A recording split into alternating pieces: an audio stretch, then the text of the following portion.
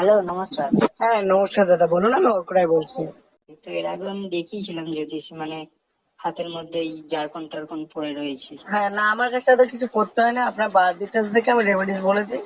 আর কিছু। পান্না পান্না টান্না পড়ে রয়েছে। হ্যাঁ, আপনি কি, হুম। আপনাকে কি কি করতে দিয়েছে? আমি পড়ে রয়েছি কলা পান্নার জারকন।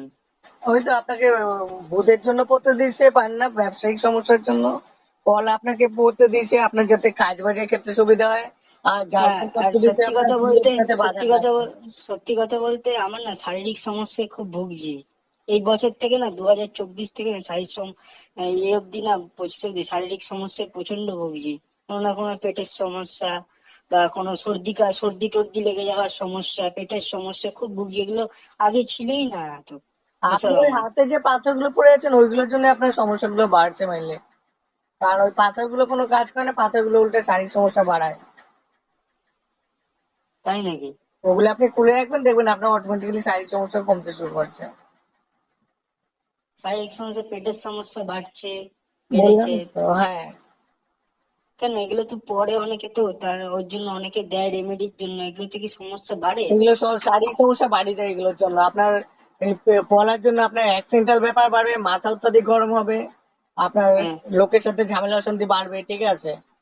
হুম। এই ব্যাপারগুলো বলার জন্য হবে। পার্টনার সাথে আপনার লোকের সাথে কমিউনিকেশন গ্যাপ তৈরি হবে। লোক আপনাকে উল্টো পাল্টা বুঝবে, নার্ভের সমস্যা হবে। আগে আপনার ভয় ভয় ভাব না থাকলে পরে এখন আপনি অল্পতেই ভয় পাবেন। রাত্রিবেলা হুম। ঘুম ঠিক মতো হতে চাইবে না, ঠিক আছে, এই ব্যাপার হ্যাঁ, ব্যাপার। ঘুম হয় না, আমার ঘুম হয় না। আমি তো বললামই দাদা।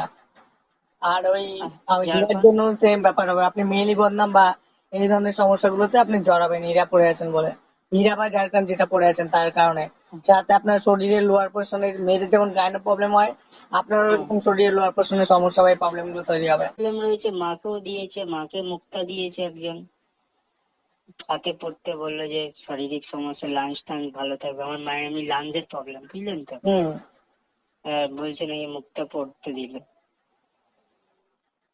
কোনো তাবিজ কবজ পাথরে কোনো কাজ হবে না, আপনারা পড়ে আছেন, ওতে উল্টে আপনাদের শারীরিক সমস্যার ব্যাপারগুলো বাড়াবে। ও, মানে রত্ন পাথর কি কারোরই, অনেকে তো পড়ে থাকে, কাজ হয় না অনেকেই তাহলে? পড়ে থাকে, যারাই পড়ে থাকে একটা ওই কাজ হয় না তাও পড়ে থাকে, ঠিক আছে। ওগুলো কোনো কাজই হয় না।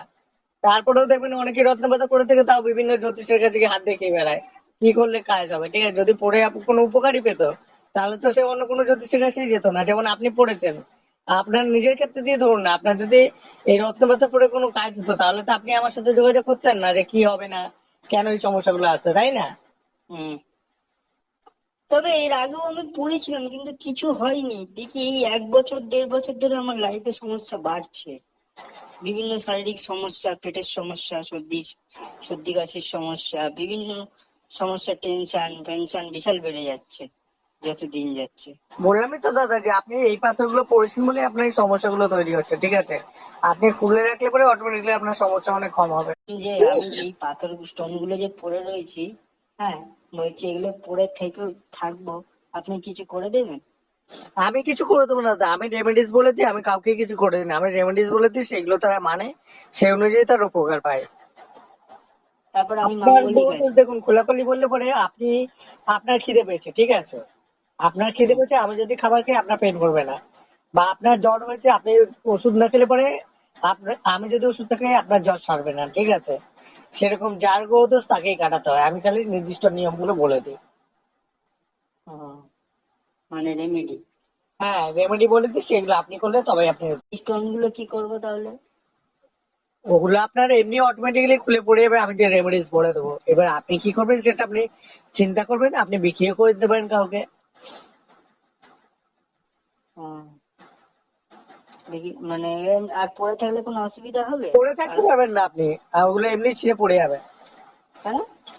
ওই আমি রেমেডিস যা বলে দেবো ওগুলোতে কেউ কিছু পড়ে থাকতে পারে না, তার অটোমেটিক্যালি ছিঁড়ে পড়ে যায় ওগুলো। কারণ ওগুলো কোনো কাজে লাগে না তার আর। মানে রেমেডি করলে এগুলো আর কোনো কাজে লাগবে না? না, মানে ওটা খুলে ফেলতে হবে? খুলে ফেলবেন বা ছিঁড়ে পড়ে যাবে, আপনি পড়ে থাকতে পারবেন না, মোট কথা। ও, মানে অটোমেটিক খুলে পড়ে যাবে? হ্যাঁ, অটোমেটিক খুলে পড়ে যাবে।